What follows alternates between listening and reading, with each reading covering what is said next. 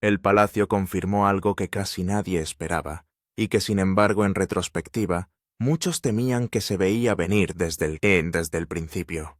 El príncipe Guillermo el heredero al trono, la figura tan a menudo descrita como firme, fiable, inquebrantable, había estado librando una batalla privada que finalmente le superó. Detrás de la sonrisa serena, detrás de la ejecución impecable del deber, y el protocolo se había ido deshaciendo poco a poco.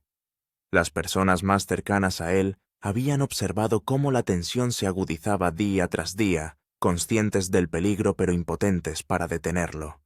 La pregunta que resonaba en todo el país no era si se trataba de algo grave, sino cuánto dolor había estado soportando él solo.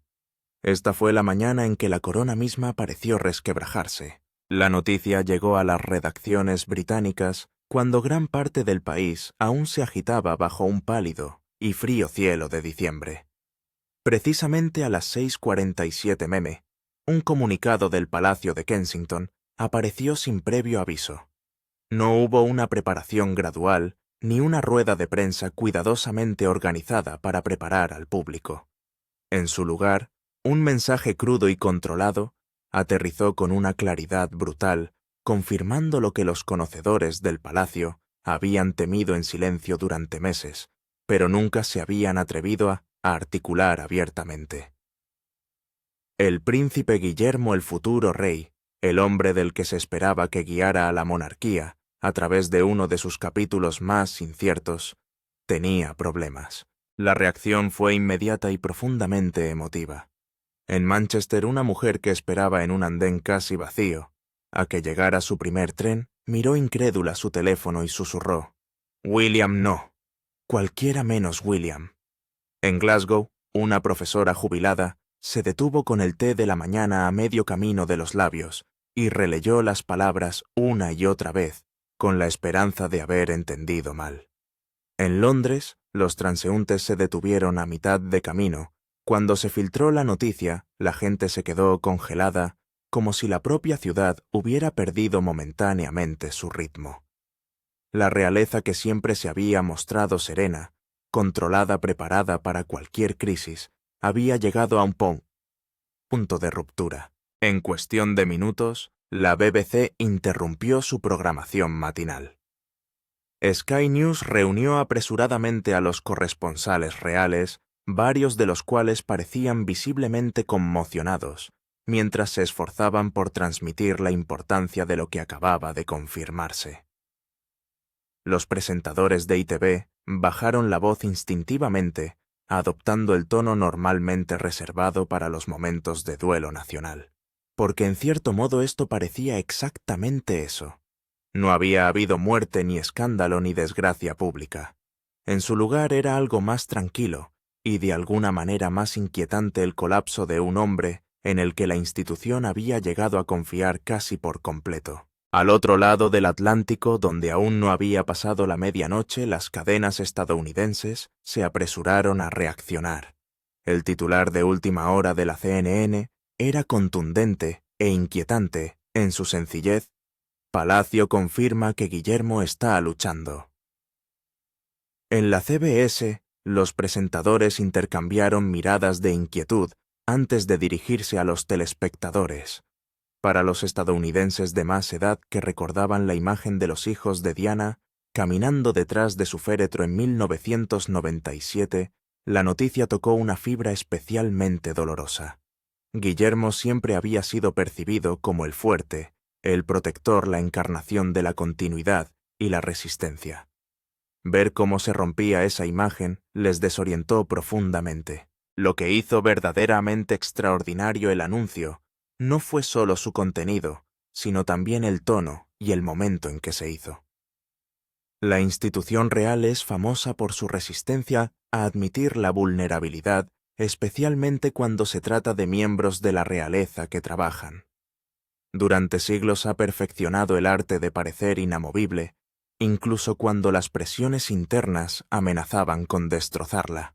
Sin embargo, en esta fría mañana de diciembre, el Palacio de Kensington hizo algo extraordinariamente raro. Dijo la verdad. La declaración en sí era breve y meticulosamente redactada, pero su honestidad era inconfundible.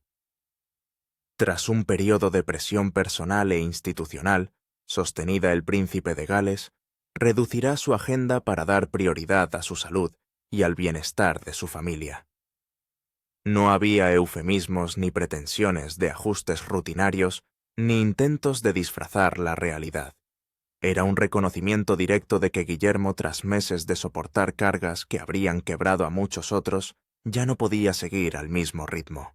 En el interior del Palacio de Buckingham, los altos funcionarios que habían sido informados la noche anterior se movían a lo largo de la mañana con una eficacia tenue casi reverente. Habían previsto la conmoción pública, el intenso escrutinio de los medios de comunicación y un sinfín de especulaciones sobre lo que esto significaba para el futuro de la monarquía. Aún así, el peso del momento parecía pesar sobre ellos. Se oyó murmurar a un antiguo ayudante que salió brevemente al aire frío en busca de intimidad. Le pedimos demasiado. Todos lo sabíamos, pero se lo pedimos de todos modos. En Windsor, donde el rey Carlos había pasado una noche en vela luchando con la decisión de permitir que el anuncio siguiera adelante, el ambiente estaba cargado de culpa tácita. Carlos comprendía la presión institucional mejor que casi nadie. Había pasado toda su vida aprendiendo a subordinar las necesidades personales al deber público.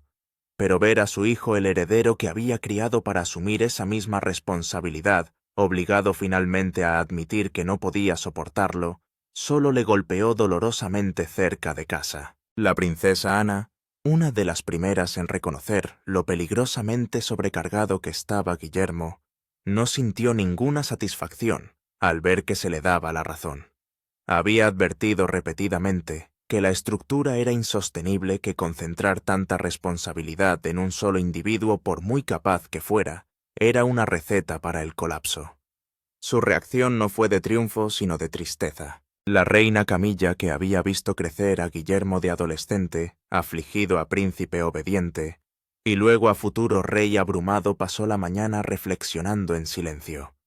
Comprendía quizá mejor que la mayoría el coste de vivir entre la lucha privada y las expectativas públicas. Sabía que reconocer la debilidad dentro del sistema real requería un tipo de valentía que rara vez se reconocía o recompensaba. A media mañana, la conversación mundial se había intensificado. Las redes sociales se llenaron de preocupación, especulaciones y una inesperada oleada de empatía. Llegaron mensajes de apoyo de todo el mundo. Los defensores de la salud mental elogiaron la transparencia del palacio, pero bajo la compasión se escondía una pregunta más profunda y oscura. Si Guillermo, el pilar de la estabilidad, tenía problemas, ¿qué significaba eso para la propia monarquía? La verdad, aunque el palacio nunca lo expresaría tan claramente, era que este momento se había estado gestando mucho más tiempo de lo que nadie fuera de la institución creía. Para entender por qué había llegado ahora en esta fría mañana de diciembre, era necesario echar la vista atrás a los meses que habían empujado lenta e implacablemente al futuro rey hacia su límite. Desde fuera, los meses anteriores habían parecido casi rutinarios. Se asistía a los compromisos, se pronunciaban discursos, se cumplían los deberes. Pero detrás de los muros del Palacio de Kensington y del Castillo de Windsor se desarrollaba una realidad muy distinta. La presión se había ido acumulando en silencio a base de sacrificios silenciosos y una determinación inquebrantable de cumplir las expectativas sin importar el coste personal. Podría decirse que la tensión comenzó en serio a principios de 2024, cuando la crisis de salud de Catalina alteró bruscamente el equilibrio de la vida de Guillermo. En enero, después de que ella se sometiera a una operación abdominal y se retirara de la vista pública durante meses, las responsabilidades de Guillermo se multiplicaron de la noche a la mañana. No solo se convirtió en el principal trabajador real de la familia Gales, sino también en el ancla emocional en casa. Era él, el padre que mantenía unidas las cosas para 3 niños que lidiaban con el miedo y la incertidumbre, al tiempo que servía como la cara pública de tranquilidad para una nación que observaba de cerca. Respondía como siempre con disciplina, eficacia y silencio. El personal de palacio observó que llegaba más temprano cada día y se marchaba más tarde cada noche. Los compromisos que en otro tiempo podría haber pospuesto fueron simplemente absorbidos por una agenda ya de por sí agotadora. Entre deberes oficiales, se escabullía para estar con Catalina, para proteger a Jorge, Carlota y Luis de lo peor de la ansiedad, para proyectar calma incluso cuando sentía cualquier cosa menos eso. Sus allegados notaron los cambios. Su humor antes fácil y espontáneo se volvió más comedido.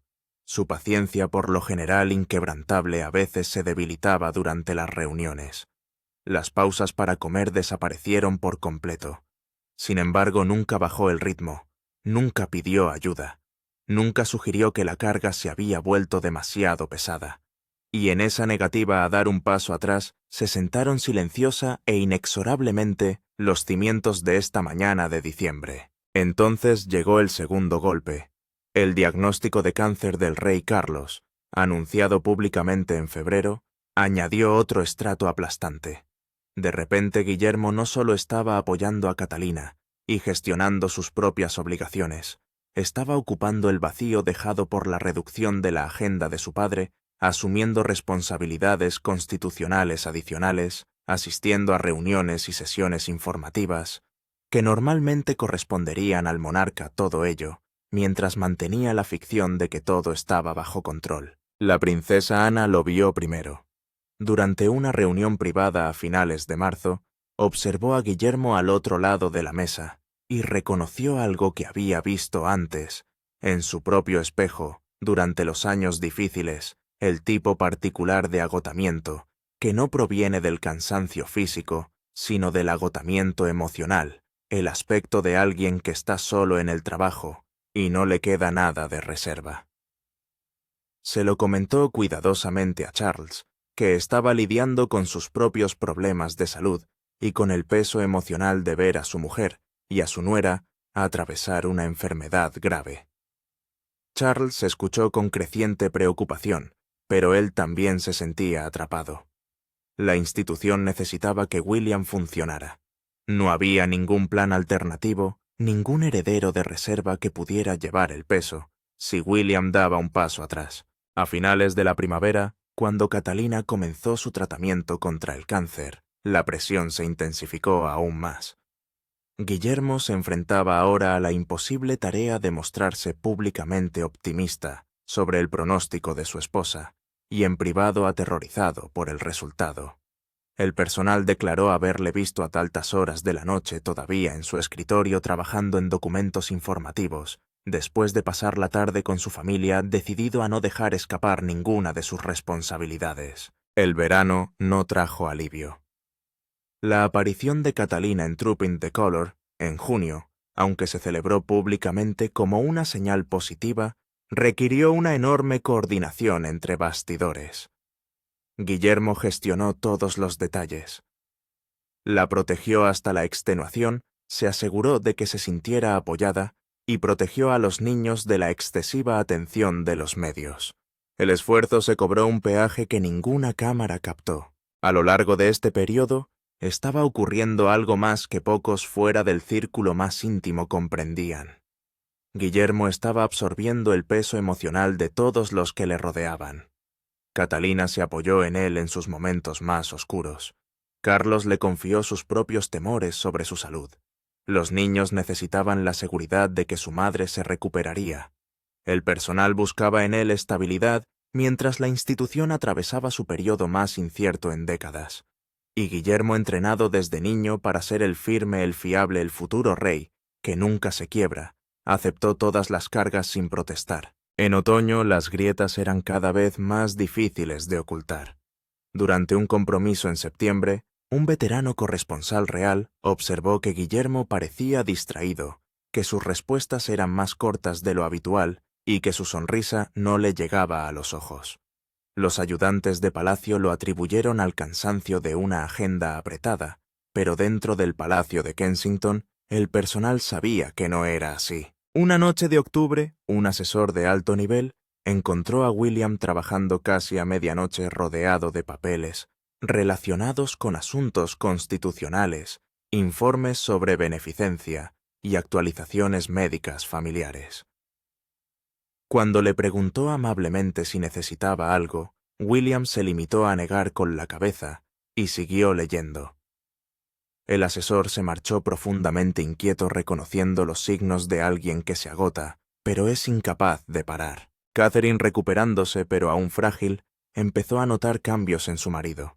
Normalmente presente y comprometido en casa, parecía cada vez más ausente incluso cuando estaba físicamente allí. Su mente estaba siempre en otra parte, siempre planeando, siempre preocupado, siempre intentando mantener unidas las múltiples piezas fracturadas de sus vidas. El punto de ruptura empezó a formarse a principios de noviembre, aunque no lo provocó ningún momento aislado.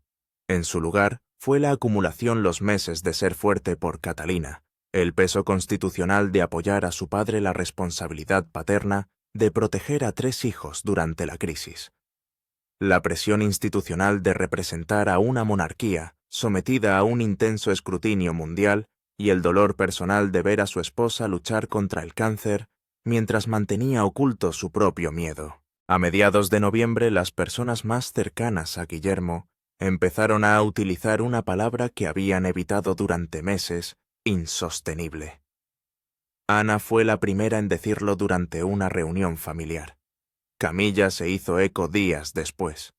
Incluso Carlos, que aún se estaba recuperando, reconoció por fin lo que todos los demás habían temido expresar. Guillermo estaba cargando con demasiadas cosas durante demasiado tiempo y con muy poco apoyo. La gota que colmó el vaso llegó a finales de noviembre durante lo que debería haber sido una reunión informativa rutinaria. William asistió a una discusión de 1 hora sobre los compromisos del año siguiente, escuchando planes que daban por supuesta su disponibilidad ilimitada, su capacidad infinita, su fuerza permanente.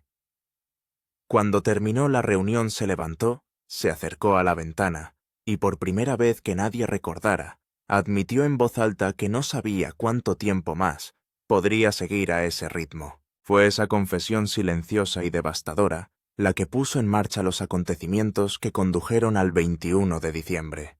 Porque una vez que William reconoció por fin su lucha, las personas que le querían se dieron cuenta de que ya no podían quedarse de brazos cruzados y ver cómo se derrumbaba. Cuando el palacio ya no pudo apartar la mirada, el punto de inflexión no se produjo en una gran confrontación, sino en una serie de observaciones silenciosas que se fueron acumulando hasta que ya no pudieron ser ignoradas.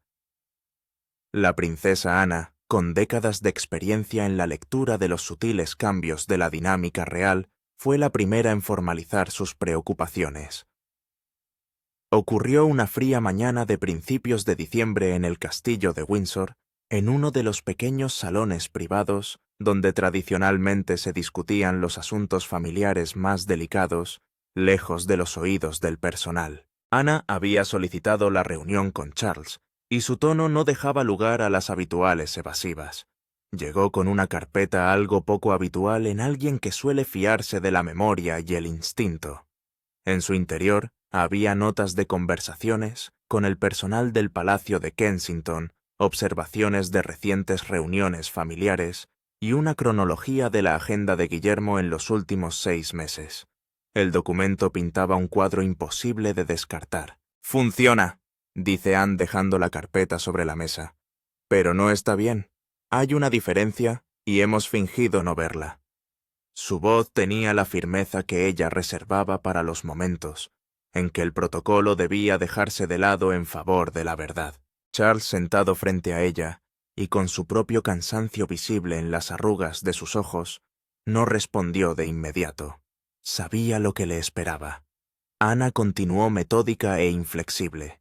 Describió el peso que Guillermo había estado soportando desde enero, la operación de Catalina y el posterior diagnóstico de cáncer, las necesidades emocionales de los niños durante el tratamiento de su madre, las responsabilidades constitucionales que había absorbido cuando Carlos se retiró por su propia crisis de salud, los compromisos públicos que había mantenido sin pausa, la cuidadosa gestión de las narrativas de los medios de comunicación en torno a las condiciones de Catalina y Carlos, y la preocupación privada que llevaba, pero nunca expresó. «Está en 30 pedazos de sí mismo», dijo Ana en voz baja, «y ninguno de ellos entero».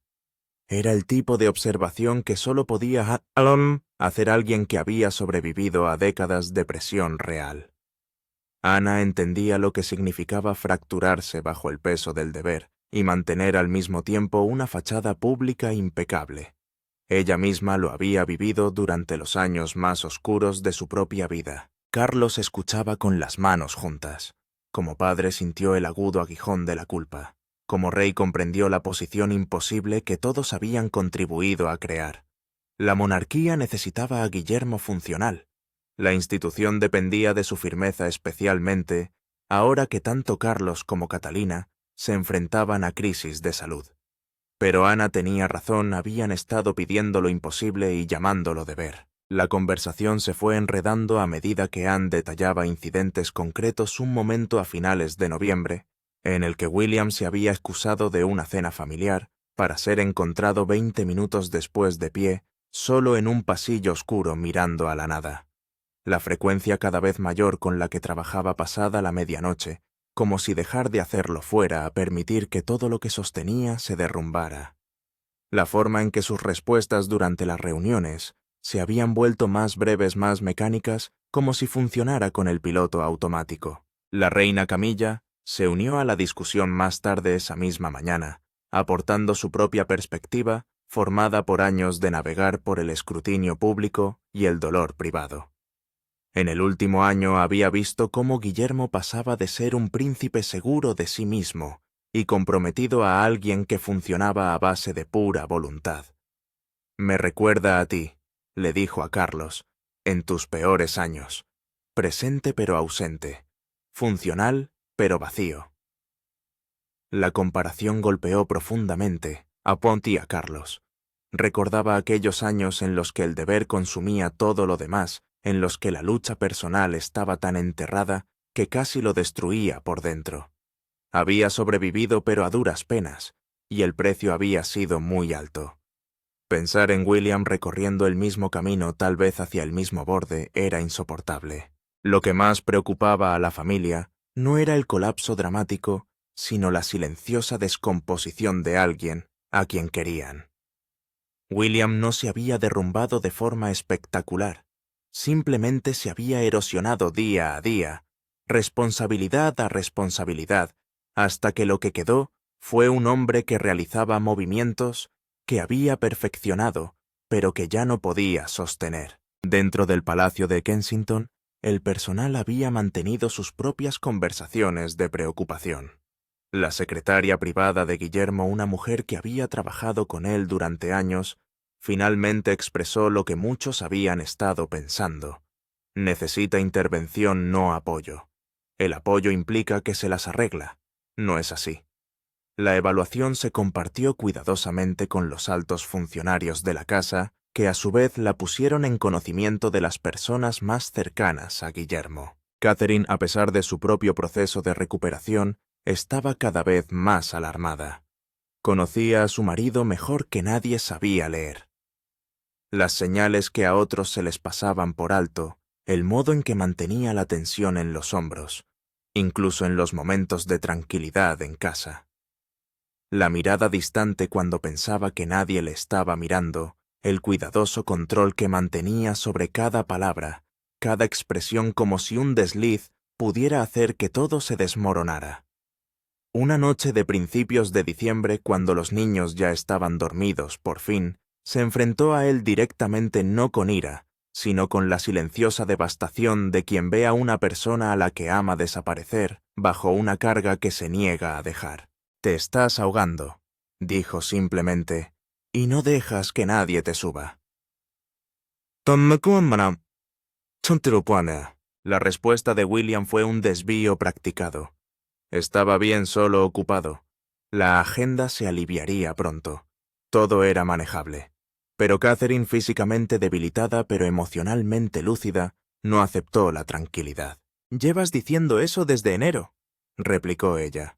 «Ya estamos en diciembre, y estás peor, no mejor». Aquella conversación privada y dolorosa se convirtió en el catalizador de lo que ocurrió a continuación. Al día siguiente, Catherine se puso en contacto con Anne, algo que rara vez hacía para tratar asuntos familiares. Pero no se trataba de protocolo ni de apariencias, sino de supervivencia. Ana escuchó atentamente las preocupaciones de Catalina, y lo que oyó confirmó todo lo que ya había observado. William estaba en crisis, aunque se negara a nombrarla como tal. A mediados de diciembre se había formado un pequeño grupo unido por una preocupación y una determinación comunes. Ana, Camilla, Catalina. Y finalmente Carlos estaban de acuerdo en que algo tenía que cambiar. La cuestión era cómo intervenir con alguien que había pasado toda su vida siendo entrenado para no admitir nunca debilidad, para no dar nunca un paso atrás, para no priorizar nunca el bienestar personal sobre la necesidad institucional. Las discusiones fueron delicadas, celebradas en rincones tranquilos de los palacios de Windsor y Kensington, lejos del personal más amplio que no podía saber lo frágil que se había vuelto la situación. Debatieron enfoques, una intervención familiar privada, una reestructuración de funciones, presentada como un ajuste institucional o un reconocimiento público que obligara a Guillermo a aceptar la ayuda, haciéndola oficial. Anne abogó por la transparencia. Si lo hacemos en privado, se convencerá a sí mismo y a los demás de que puede arreglárselas. La única manera de crear un cambio real es hacer que le resulte imposible seguir como hasta ahora. Era una posición difícil, pero Ana nunca había preferido la comodidad a la necesidad. A Camilla le preocupaban las consecuencias públicas. La monarquía ya estaba lidiando con la crisis de salud de Carlos y la recuperación del cáncer de Catalina. Añadir la lucha de Guillermo a esa narrativa podía crear una percepción de fragilidad institucional que la corona no podía permitirse, pero también reconoció que fingir que todo iba bien, mientras Guillermo se derrumbaba poco a poco, no beneficiaba a nadie, y menos aún a la institución que todos intentaban proteger. Carlos luchó muy dolorosamente con la decisión. Como rey comprendía la necesidad de actuar. Como padre sentía que estaba fallando a su hijo al permitir que la situación llegara a este punto. Las noches en vela que había pasado revisando opciones, buscando consejos, sopesando consecuencias, todo le llevó a la misma conclusión inevitable. Guillermo necesitaba ayuda, y la única manera de asegurarse de que la recibía era hacer que dar un paso atrás fuera imposible de rechazar. El 20 de diciembre la decisión estaba tomada. El anuncio se haría a la mañana siguiente, breve, honesto y definitivo. Guillermo reduciría su agenda, daría prioridad a su bienestar, y Palacio apoyaría esa decisión pública e inequívocamente. No era lo que nadie quería, pero era lo que todos estaban de acuerdo en que se había vuelto necesario. Lo que ninguno de ellos previó fue cómo respondería el propio Guillermo cuando se enfrentara al plan. La noche en que todo se abrió, la conversación que lo cambiaría todo, tuvo lugar la noche del 20 de diciembre, en el estudio privado del Palacio de Kensington, donde Guillermo había pasado tantas noches trabajando solo. La habitación parecía más pequeña de lo habitual, la oscuridad invernal oprimía las ventanas mientras Carlos, Ana y Catalina se reunían con una determinación que llenaba el espacio de tensión. William sabía que se avecinaba algo importante. Había sido convocado con suavidad pero con firmeza, y la presencia de los tres juntos indicaba que no se trataba de una discusión familiar rutinaria. Estaba de pie cerca de la chimenea, con una postura defensiva, incluso antes de que nadie hablara, como si se preparara para un impacto que ya podía sentir acercarse. Empezó Charles con voz firme pero cargada de emoción. «William, tenemos que hablar de lo que ha pasado estos últimos meses». «¿Qué te ha pasado?» Las palabras flotaron en el aire simples y devastadoras. La expresión de William no cambió, pero sus hombros se tensaron casi imperceptiblemente. «Me las apaño», dijo William, una respuesta automática y vacía. Era la misma evasiva que había utilizado durante meses, la misma tranquilidad que había ofrecido a todos los que le habían expresado su preocupación. Pero esta vez en esta habitación con estas personas sonó diferente. Sonaba menos a confianza y más a desesperación. Ana, a la que nunca le han gustado los enfoques suaves, cortó por lo sano. No te las arreglas. Sobrevives a duras penas, y te hemos visto desvanecerte durante meses mientras fingíamos no darnos cuenta. Su voz no contenía juicios, solo la cruda verdad que ella creía que él necesitaba oír. Esto termina ahora. La mandíbula de William se tensó. Tengo responsabilidades. La familia necesita. Catherine le interrumpió con voz tranquila pero firme. La familia te necesita entero, no roto. Los niños necesitan a su padre presente, no agotado. Yo necesito a mi marido, no a alguien que se agote intentando mantenerlo todo unido él solo. La mención de los niños caló hondo. La compostura cuidadosamente mantenida de William vaciló por un momento, un destello de dolor cruzó sus facciones antes de recuperar el control. Lo hago por ellos, dijo con una voz más áspera de lo que pretendía. Por ti, por la institución, por todos. Pero tú misma, añadió Camilla, hablando por primera vez. Se había colocado ligeramente apartada de los demás, observando con la particular perspicacia de quien ha aprendido por dolorosa experiencia lo que significa sacrificarlo todo por las apariencias. Y ese es precisamente el problema. Carlos se acercó a su hijo. La formalidad entre rey y heredero desapareció para revelar simplemente a un padre que se enfrentaba a una verdad que había intentado evitar durante demasiado tiempo. Mañana por la mañana haremos público un comunicado. Vas a retirarte de tus deberes selectos. No es una petición, William. Ya está decidido. Las palabras fueron como un golpe físico. William miró fijamente a su padre con la incredulidad y la rabia brillando en su rostro. No puedes tomar esa decisión por mí. Mi horario, mis deberes. Esas son mis responsabilidades. Su voz se elevó ligeramente, el cuidadoso control se deslizó. Me estás pidiendo que abandone. Te pedimos que sobrevivas, interrumpió Ana bruscamente.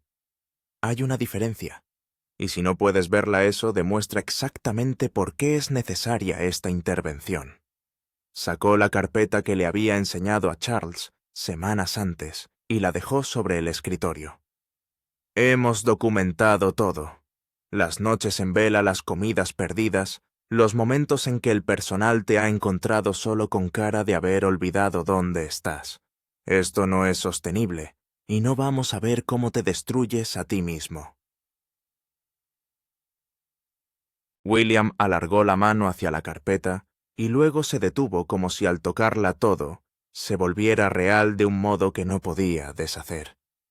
La monarquía necesita... Empezó de nuevo recurriendo al deber institucional como última defensa. La monarquía necesita un futuro rey que viva lo suficiente para llevar la corona, dijo Carlos en voz baja, la afirmación aterrizando con una sencillez devastadora. No uno que se queme antes de los 50, porque le pedimos demasiado, y nunca aprendió a decir que no. La habitación se quedó en silencio. Fuera el viento invernal sacudía las ventanas. En el interior William permaneció inmóvil, el peso de los meses finalmente presionando sobre él de una manera que ya no podía desviar o ignorar. Por primera vez desde enero, desde la operación de Catherine, desde el diagnóstico de su padre, desde que el mundo empezó a exigirle más de lo que tenía para dar. William sintió que la estructura que había estado sosteniendo se derrumbaba en su interior. Catherine se acercó y le puso la mano suavemente en el brazo. «Has sido fuerte para mí en los peores meses de mi vida», le dijo suavemente. «Sostuviste a los niños cuando yo no podía. Evitaste que el mundo viera lo asustados que estábamos todos. Pero, amor, no puedes seguir haciéndolo. No sin romperte». Algo en su voz, la tranquila certeza, la falta de juicio, penetró finalmente en las defensas de William. La miró de verdad y vio su propio agotamiento reflejado en sus ojos. Ella lo sabía. Ella lo había estado observando fracturarse del mismo modo que él la había. Había observado luchar contra el cáncer, ambos intentando ser fuertes por el otro, mientras se desmoronaban por dentro. «No sé cómo parar», dijo William la admisión tan silenciosa que era casi inaudible. «Si paro todo se desmorona. La agenda, los compromisos, las responsabilidades». Se le quebró la voz, y por un momento los presentes pensaron que podría derrumbarse por completo. La expresión de Ana se suavizó algo raro en alguien tan famosamente estoica.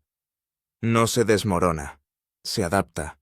La institución sobrevivió antes de que cargaras con este peso tú sola, y sobrevivirá mientras recuperas la fuerza para llevarlo como es debido». Hizo una pausa y añadió con una dulzura poco habitual.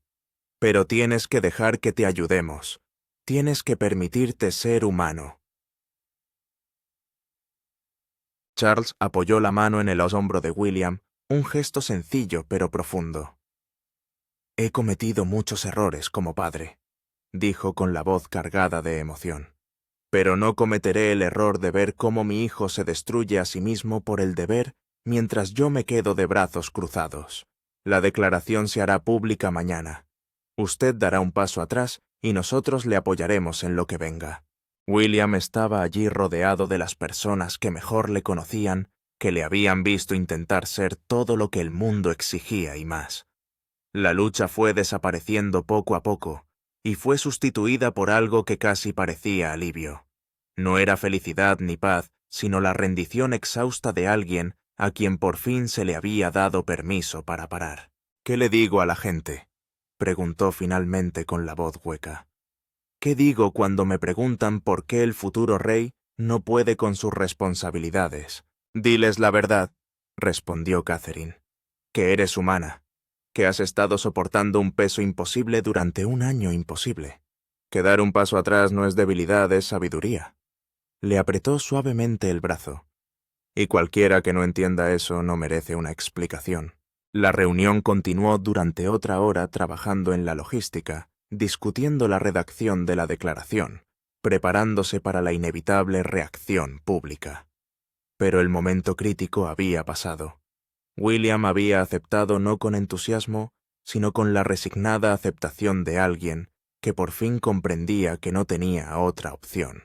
Mientras los demás se preparaban para marcharse dejando a William espacio para procesarlo todo a solas, Charles se quedó en la puerta. «Estoy orgulloso de ti», dijo en voz baja. «No por ser fuerte, sino por admitir finalmente que no podías serlo solo. Eso requiere un tipo diferente de coraje». William no respondió, pero algo cambió en su expresión.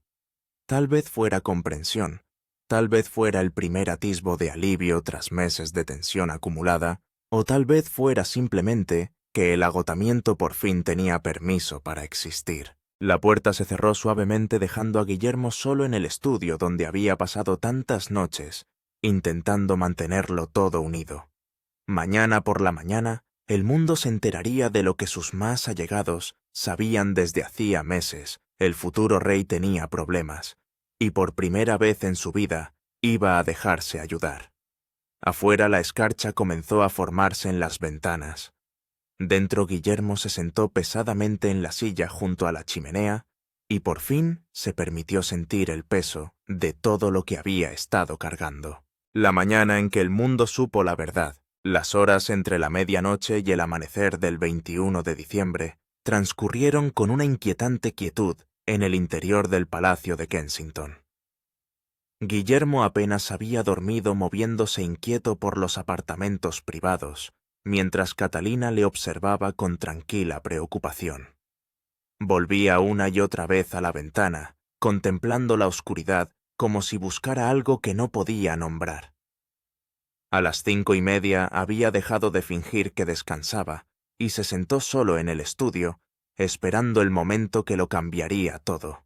A las 6:15 la princesa Ana llegó a palacio antes de lo esperado.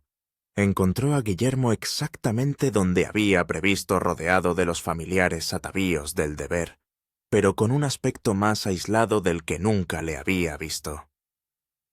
«¿Te lo estás pensando?», le preguntó con un tono neutro pero no desagradable. William negó lentamente con la cabeza. «No». Solo me pregunto qué viene después. Era una respuesta sincera de las que rara vez se permitía dar. Durante meses, tal vez años, había estado tan centrado en superar cada día que había dejado de imaginar un futuro más allá de la siguiente obligación, la siguiente crisis, la siguiente demanda. Anne se sentó frente a él con la oscuridad invernal aún densa más allá de las ventanas. Lo que viene después es que aprendes a vivir de otra manera. No más pequeño, sino más honesto. Hizo una pausa y añadió con la franqueza que la caracteriza. La institución se adaptará. Siempre lo hace. La cuestión es si te dejarás adaptar con ella. A las 6:30 la versión final de la declaración estaba lista para su publicación. El equipo de comunicación de Palacio había trabajado toda la noche perfeccionando un lenguaje que equilibraba la honestidad con la dignidad, la transparencia con la discreción. Lo que habían creado no tenía precedentes por su franqueza, un reconocimiento de 17 palabras que echaría por tierra décadas de estoicismo real. Charles llegó poco antes de la hora prevista para el comunicado con aspecto cansado pero decidido. Había pasado su propia noche en vela luchando con la decisión, sabiendo que autorizar esta declaración significaba confirmar públicamente lo que la familia se había esforzado tanto por gestionar en privado. Pero también había llegado a una conclusión que le trajo una paz inesperada. Proteger a su hijo era más importante que proteger las apariencias. Última oportunidad para reconsiderarlo, le dijo Charles a William, aunque ambos sabían que no era realmente una opción. La maquinaria ya estaba en marcha, el comunicado en cola para su publicación, el personal preparado para las secuelas. No obstante, William agradeció el gesto, el reconocimiento de que incluso ahora su voz importaba. «Déjalo salir», dijo William en voz baja con voz firme, a pesar de todo lo que se agitaba bajo la superficie. «Si voy a hacer esto, prefiero que sea en nuestros términos que esperar a que el colapso tome la decisión por nosotros». Exactamente a las 6:47, el comunicado se difundió a través de los canales oficiales de Palacio. Tras un periodo de presión personal e institucional sostenida, el príncipe de Gales reducirá su agenda para dar prioridad a su salud y al bienestar de su familia. 17 palabras que cayeron como un trueno sobre la nación aún dormida. La reacción fue instantánea. En 60 segundos, BBC News interrumpió su programación matinal. Sky News convocó a los presentadores a sesiones informativas de emergencia. Todos los principales periódicos británicos actualizaron simultáneamente sus portadas digitales. El banner de noticias de última hora que se extendió por las pantallas era simple pero sísmico. Palacio confirma que Guillermo está luchando. En Edimburgo, una enfermera del turno de mañana que terminaba sus rondas se detuvo a mitad de camino cuando la alerta iluminó su teléfono. En Cardiff, un panadero que preparaba su inventario matutino se detuvo a leer el comunicado 3 veces, luchando por procesar su significado. En Londres, donde apenas empezaba a amanecer, la gente se despertó con una noticia que parecía imposible. William no. Él era el firme, el fiable, el futuro con el que todos contaban. La respuesta mundial fue aún más rápida. Las cadenas estadounidenses que aún emitían la cobertura nocturna cambiaron inmediatamente de canal. La presentadora de la CNN, a mitad de una frase sobre otra noticia, se detuvo bruscamente cuando los productores le pasaron la noticia de última hora por el auricular. «Estamos recibiendo noticias de Londres», dijo, perdiendo ligeramente su compostura profesional. «Y esto es realmente impresionante». La CBS dio paso a los corresponsales reales, que se esforzaban por encontrar precedentes de lo que el Palacio acababa de confirmar. En la historia moderna de la realeza nunca habíamos visto nada parecido. El heredero al trono reconociendo públicamente que no puede mantener el ritmo actual. Es extraordinario. Para los espectadores estadounidenses de más edad, en particular, los que recuerdan a los hijos de Diana como niños devastados por la muerte de su madre, la noticia tuvo un peso adicional. Guillermo siempre había representado la resistencia del príncipe que sobrevivió a una tragedia inimaginable y salió fortalecido. Ver esa imagen complicada, humanizada, vulnerable, afectó profundamente de un modo que los titulares no pudieron captar. En el Palacio de Buckingham, los altos funcionarios se habían reunido en la oficina de comunicaciones para seguir de cerca la respuesta. Los teléfonos empezaron a sonar casi de inmediato periodistas que pedían aclaraciones con texto detalles que el comunicado no había proporcionado deliberadamente. Embajadas extranjeras que solicitaban reuniones informativas para entender lo que esto significaba para las próximas visitas de Estado. Organizaciones benéficas relacionadas con los patrocinios de Guillermo que preguntaban si se cumplirían los compromisos. La reina Camilla llegó a media mañana repasando la cobertura mediática con ojo experto. Había sobrevivido a sus propios crisoles públicos, había capeado tormentas de prensa negativa, que habrían destrozado a personas menos importantes.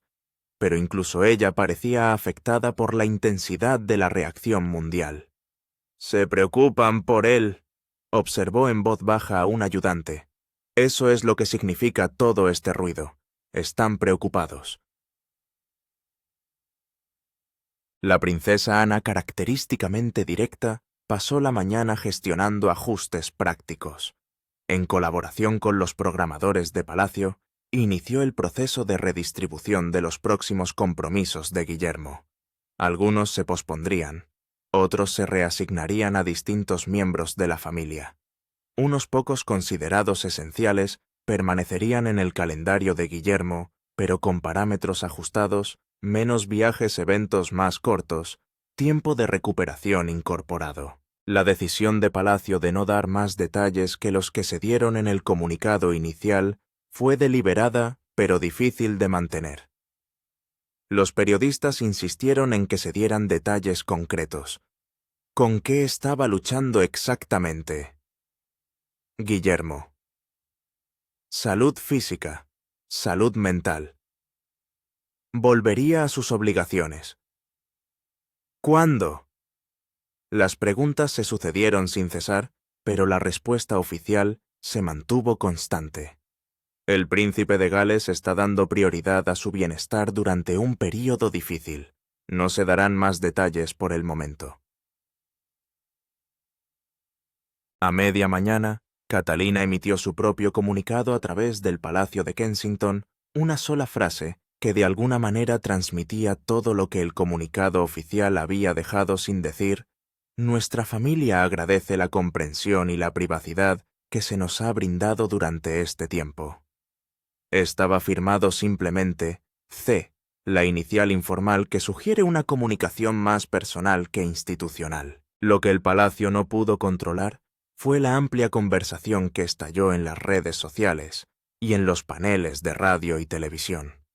Los defensores de la salud mental elogiaron la transparencia y la calificaron de gran avance para reducir el estigma.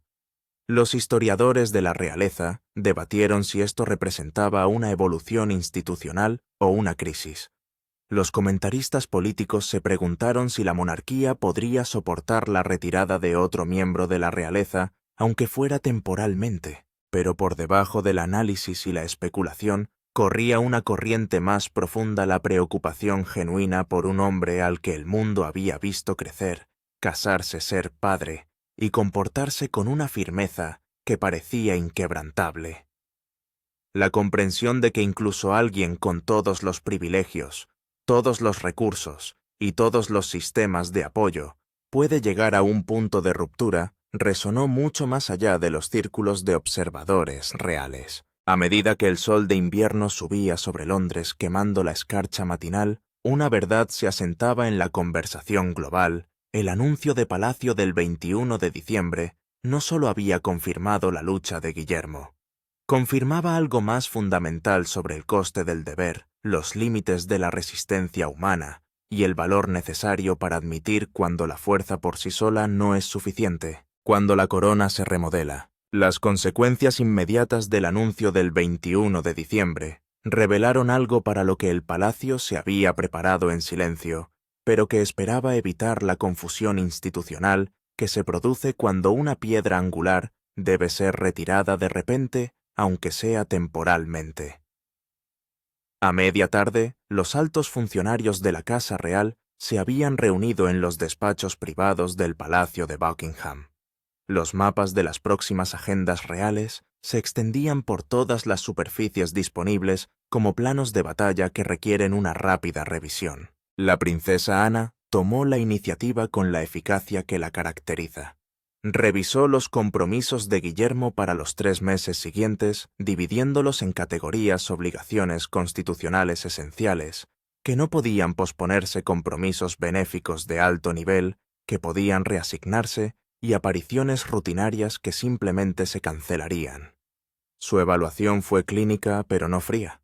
Comprendió mejor que nadie que reestructurar el papel del heredero, manteniendo la estabilidad institucional, requería precisión, no sentimentalismo. El reto más inmediato eran las próximas visitas de Estado.